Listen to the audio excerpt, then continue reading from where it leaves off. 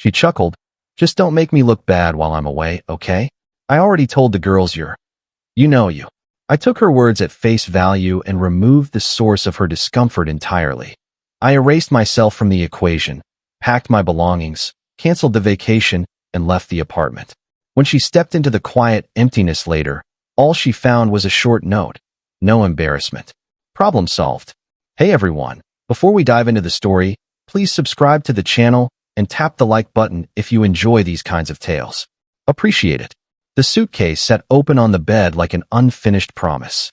I'd been filling it for over an hour, arranging everything with care for the week-long getaway we had planned. 7 days in Belize. My phone leaned against the bedside lamp, a checklist glowing softly. Board shorts, done. Eco-friendly sunscreen, done. The new book she'd casually mentioned wanting to read slipped in next to mine. I folded a light cotton shirt, the one she once said brought out the color in my eyes, and laid it carefully on top. This trip had been my project. I'd spent months digging into options. Not the loud tourist hotspots, but the hidden beaches with almost no footprints, the small family-run eateries serving real local food, the snorkeling company that actually cared about protecting the reef. I'd set aside a quarter of every paycheck for a full year to make it unforgettable. Not just good, unforgettable. For us, the apartment carried the fresh scent of citrus cleaner and building excitement. I'd spent the afternoon making everything spotless so we'd come home to calm instead of clutter. Her favorite Pinot Grigio was cooling in the fridge. 2 glasses stood ready on the counter for our pre-departure toast tomorrow evening. My chest felt light, almost weightless with anticipation. This was the turning point. The milestone we'd look back on whenever daily life started to feel heavy. The key turned in the door at 7:15 p.m. I smiled, eager to show her how far I'd gotten with packing, ready to share the quiet thrill. Maya swept in, wrapped in expensive fragrance and restless energy. She was dressed for a night out. Tight black dress that hugged every curve, heels that announced her arrival with sharp clicks. Her makeup was perfectly dramatic, hair artfully messy in that way that actually takes forever. She looked stunning. She always did. But her eyes skimmed over me and the open suitcase without really seeing either. Hey, I said, voice warm. You're back early. Girls' night with Sasha and Chloe, she answered, tossing her small purse onto the counter beside the waiting glasses. Starting at Chloe's new place up in the Heights. She glanced into the suitcase. You're already packing? We're not leaving for another day and a half. I like getting ahead of it, I said, a faint edge of defensiveness creeping in. Avoids the rush at the end. Want to see the final itinerary? I booked us that private cabana for a full day at. Yeah, later, she cut in, already scrolling her phone. A quick, surface-level smile. I trust you. It should have felt reassuring. Instead, it felt like being handed a task no one really cared about. I took a slow breath, swallowing the small disappointment. Are you excited? About Belize.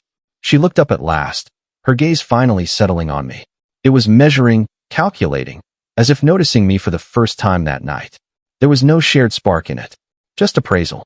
It'll be nice, I suppose, she said with a shrug that shifted the thin straps of her dress. A week in the sun. Hard to argue with that.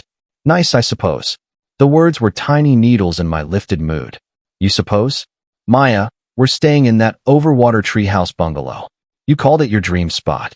I know, she said, waving the comment away, bracelets clinking. It'll be great. It's just, she let out a heavy sigh, as though carrying something burdensome. She moved to her dresser, started searching for a particular necklace. Just what? She stayed quiet for a moment, back turned. Then she faced me, silver chain in hand. Look, while I'm away this weekend with the girls, just try not to make me look bad, all right? The atmosphere in the room shifted. It grew thin and cutting. Make you look bad? The question came out flat. How exactly would I do that? You know, she said, lowering her voice into that gossip circle tone she used about others, never with them. Don't post any of those corny cooking clips you make. Or tag me in memes my friends won't understand. Just keep a low profile online. Stay quiet. I already told the girls you're you, they get it. The ground tilted a little. I already told the girls you're you. It wasn't an accident. It was an admission. A glimpse into how she described me when I wasn't around. I was a familiar type to Sasha and Chloe. A mildly awkward one. You're you. The punchline that needed no further explanation. All the breath left my body. The meticulous packing, the chilled wine, the sparkling apartment, the overwater bungalow. Everything turned to dust. It wasn't our shared dream. It was an obligation she was tolerating. A week she'd have to endure with her awkward boyfriend. What does that mean, you? I asked. My voice stayed steady. Unnaturally, frighteningly steady, even to my own ears. She rolled her eyes in that perfected motion. God, don't be so touchy. It's not serious. It's just that Sasha's guy is a DJ with an actual audience. And Chloe's new boyfriend is literally a fashion model. They operate on a different level. They have expectations. I just need you to keep it together. Don't overdo it. It's awkward when you overdo it. Each sentence was a clean, precise incision. Don't overdo it. I thought of the detailed list of restaurant recommendations I'd made for Belize. Awkward. I remembered the silly dance I'd done in the kitchen last week when our song played. Different level. Suddenly I saw myself through her lens. Not as her partner, but as an eager, clumsy puppy constantly missing the mark of cool. The past 5 years collapsed into this single moment. All the times I'd left parties early to drive her home while her friends kept going. The novels I read versus the nightlife they chased. My practical sedan next to their boyfriend's flashy leased cars. I wasn't just myself. I was a category. The you. I looked at her standing there, impatient to join the life that actually mattered to her. The one with people who met standards. The excitement that had been humming inside me vanished. In its place was a vast, quiet emptiness. A perfectly clear void. All the potential arguments, explanations, hurt feelings, they died unborn. What would be the point? You can't convince someone to respect you. I simply nodded. Okay, I said. The word stopped her cold. She was already zipping her purse, ready to go. But my tone, empty of pain, empty of fight, made her hesitate. She'd braced for a scene. She was ready for a fight she could win. For emotion she could later frame as my clinginess to her friends. Okay, she echoed, suspicion in her eyes. Okay, I repeated, voice level and absolute. Have a good time with the girls. The suspicion shifted into something else. Relief, perhaps, or small victory. She'd set the boundary, and I'd accepted it. The awkward boyfriend was safely back in place. Good, she said, offering a tight smile. She leaned in, planted a quick peck on my cheek. A wave of perfume surrounded me. Don't wait up. With one final click of her heels, she was gone. The door locked behind her, leaving me in the silent, immaculate apartment I'd prepared for us. Beside the half-packed suitcase for the dream vacation I'd created for us. The silence wasn't painful. It was revealing. I looked at the suitcase. I looked at the wine glasses. I looked at the spot where she had stood, pronouncing judgment. You're you. In the quiet that followed, something inside me settled. Not shattered. Settled. Like the last piece of a grim, obvious puzzle snapping into place. I walked to the suitcase, lifted the cotton shirt, and closed the lid. Not to finish packing, but to start removing everything. The latch clicked like a period. Not at the end of a fight, but at the end of a mistake. For a long while I stood in the living room, listening to the new texture of the quiet. It wasn't hollow. It was purified. The constant static of her quiet disdain had been background noise for so long I'd stopped noticing it. Now, with it gone, the air felt crisp and sharp. You're you. The phrase no longer stung. It was a verdict. A final, clinical evaluation from someone who had never truly cared. I was indeed me. And me had just spent a year saving, planning, and perfecting a future for someone ashamed of its very foundation. I moved to the bedroom, steps measured, not rushed. I opened the suitcase, not to pack for Belize, but to begin the only journey that now mattered. The one out of this apartment and out of her world. I removed the cotton shirt, the book, the board shorts, and returned them to my drawers. Then I opened my side of the closet. I didn't yank everything out in anger. I started with what I needed most. The suitcase meant for paradise became the container for my freedom. Work clothes. The few good sweaters I owned. My passport. Important papers from the small safe. I worked steadily, calmly. In the living room, I took down the framed picture from our Colorado hike. My face squinting happily into the sun. Hers looking distant, I now saw clearly. I placed it in a box. My books, the ones she called pretentious, filled another. My kitchen tools. The quality knife I'd bought myself. The pour-over coffee maker she never touched, wrapped carefully in dish towels. I didn't rage. I didn't break down. I simply gathered my own life from the shared space. With every item I packed, the apartment felt less like home and more like a set I was quietly dismantling. The production titled Maya and Her Awkward Boyfriend had closed, effective tonight. Midway through, I paused. I opened the airline app, located our booking. Seats 7A and 7B, departing tomorrow evening. I selected cancel. The warning appeared, non-refundable. Nearly $1,500 gone. My finger rested briefly. It was the least expensive purchase of dignity I'd ever made. I confirmed. I repeated the process with the Treehouse Resort. Cancellation complete. The confirmation emails arrived softly. I marked them read and set the phone down. By 2 a.m., the physical move was finished. My car in the garage below was loaded full with everything that was truly mine. All that remained inside were the large pieces we'd chosen together. I didn't want them. The loud abstract paintings she adored. They'd always given me headaches.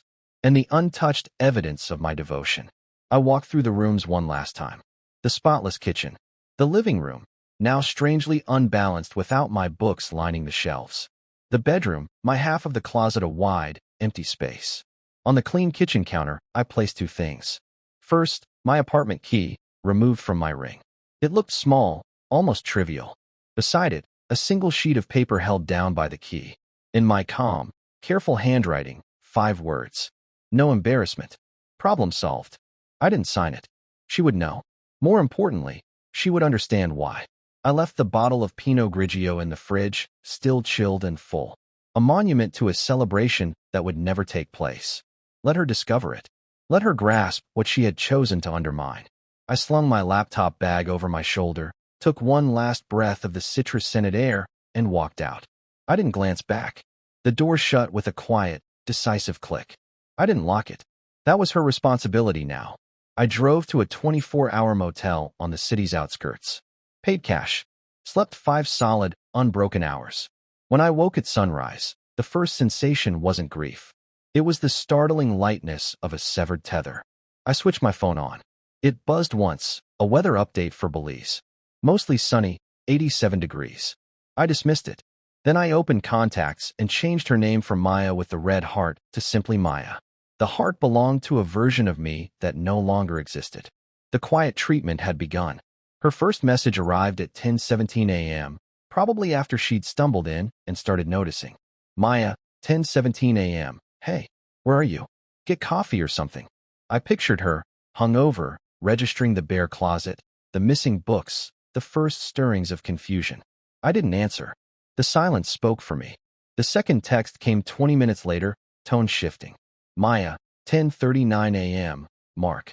Seriously, where's all your stuff? This isn't funny. I was in a diner, eating breakfast.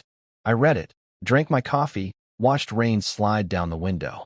The world outside was gray and moving forward. I was moving forward with it. Calls began in the afternoon. I let the first 2 ring out.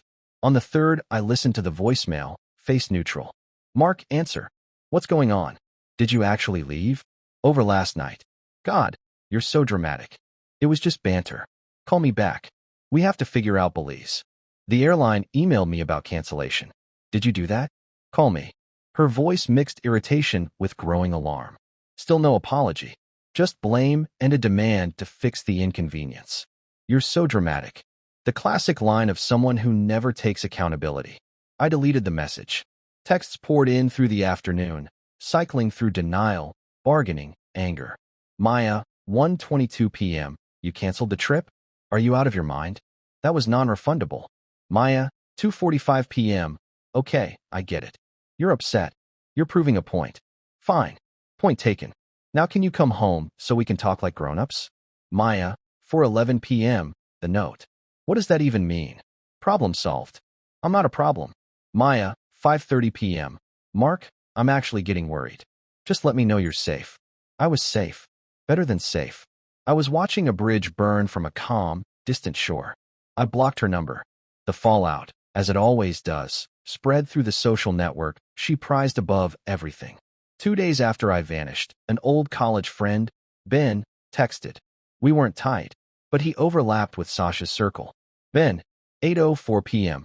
Dude, you and Maya okay? Sasha's group chat is apparently exploding.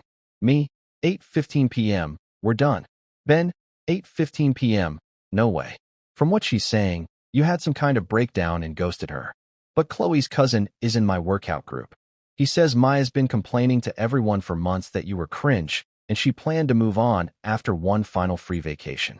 Now the girls are saying the cringe guy disappearing with just a note is the most badass move anyone in their crowd has ever pulled. It's become a whole saga. I almost smiled. The story had flipped. I wasn't the awkward ex who walked out. I was the mysterious figure who quietly judged her and walked away.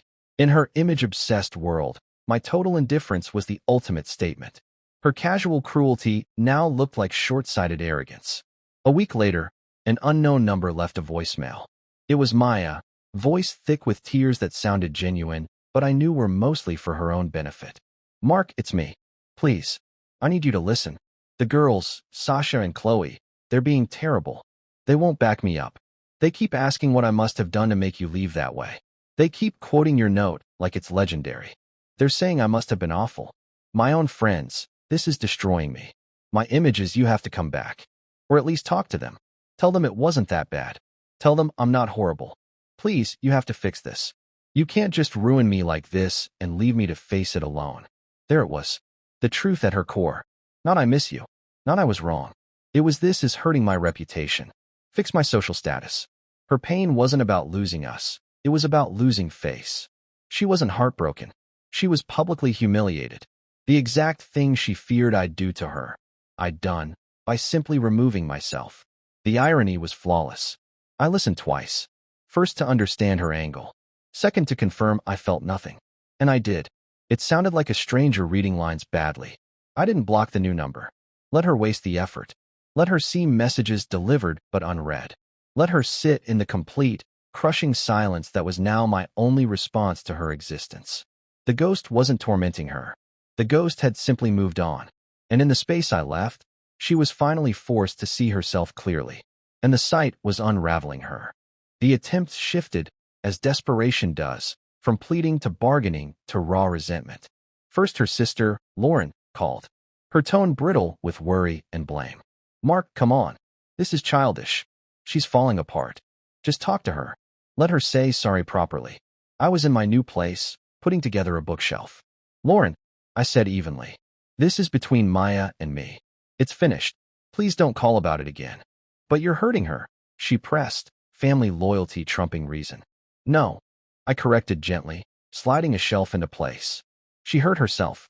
I just stopped participating. Goodbye, Lauren. I hung up and blocked her too. The circle of quiet widened. Then came the polished remorse phase, long messages from yet another new number, full of therapy buzzwords and claimed revelations. I see now how I used you to boost my own ego. I was the insecure one. I was the awkward one. It was a smoother script, probably copied from self-help articles, but it still ended with a request. I need to see you in person. To say this face to face. I didn't reply. Silence remained my closing statement. Anger resurfaced, sharper. You're a coward. You're punishing me because you're too fragile for an honest conversation. You think you're tough now? You're just a sad, resentful man who couldn't handle a bit of truth.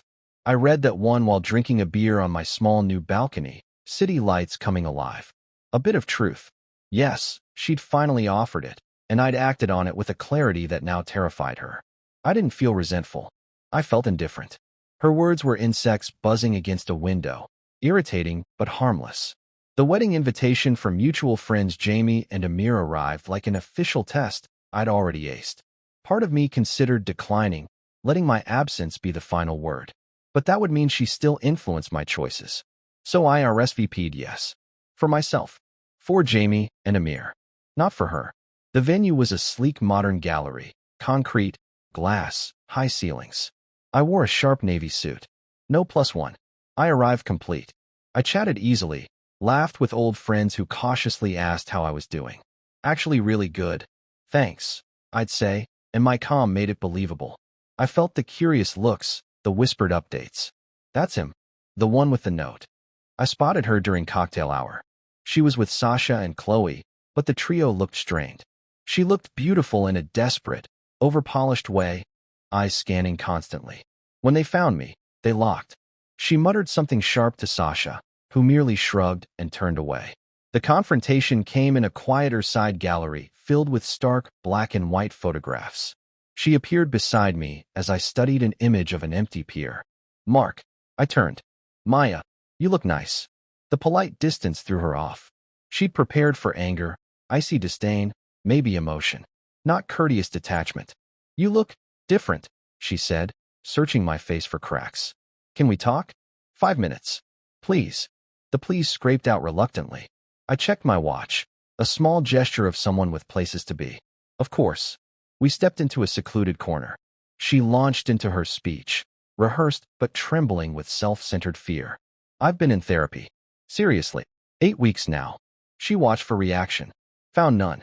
I realized, God. I realized how awful I was. I used you as a prop, to feel superior around them. It was pathetic. I was the pathetic one. She was reciting her own texts, hoping the live version would work better. I stayed silent. Hands in pockets. Relaxed posture. That note, she went on, a tear carefully forming. It destroyed me. But it also woke me up.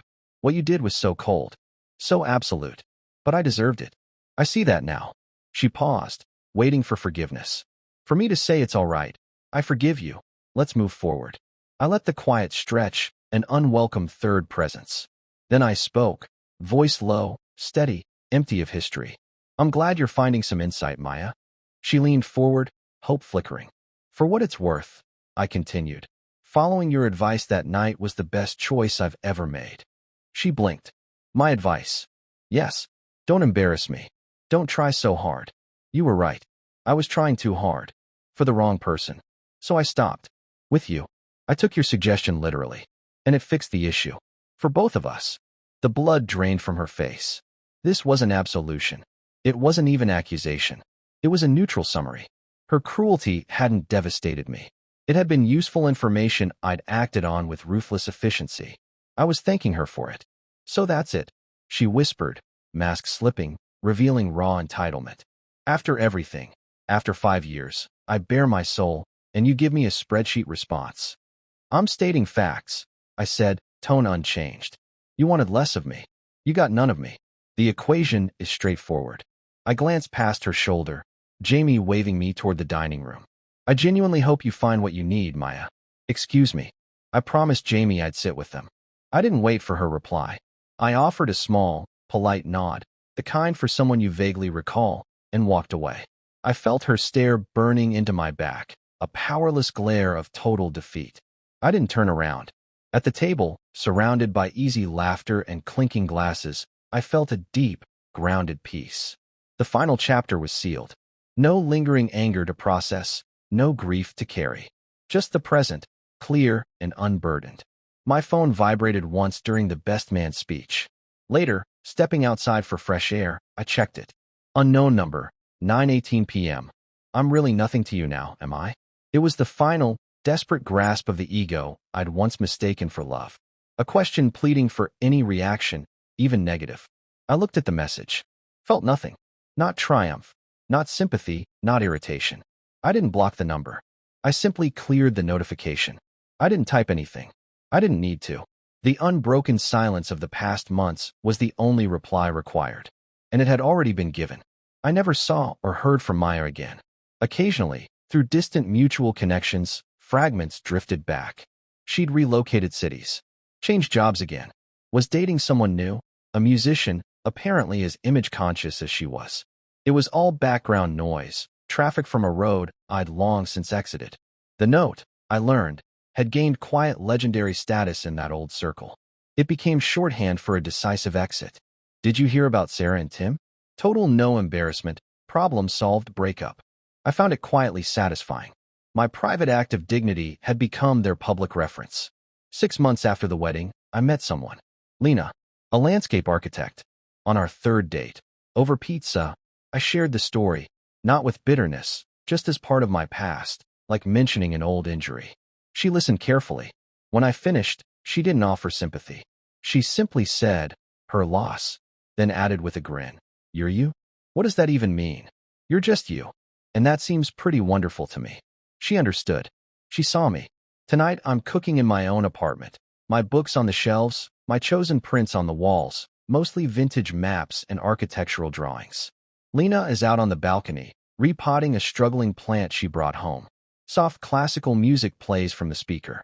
The sunset fills the room with warm light. My phone on the counter lights up with one notification.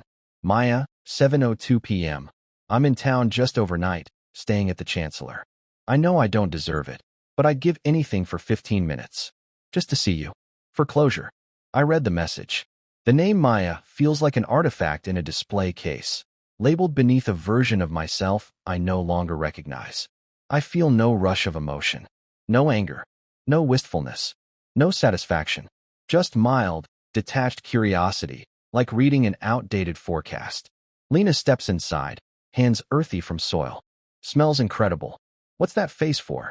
Nothing important, I say, and I mean it. I pick up the phone. I don't block the number. I don't compose a final devastating line. I simply delete the message. Then I turn the phone face down, walk over to Lena, and kiss her forehead. Just junk. Dinner's ready. And it is. Thanks for watching.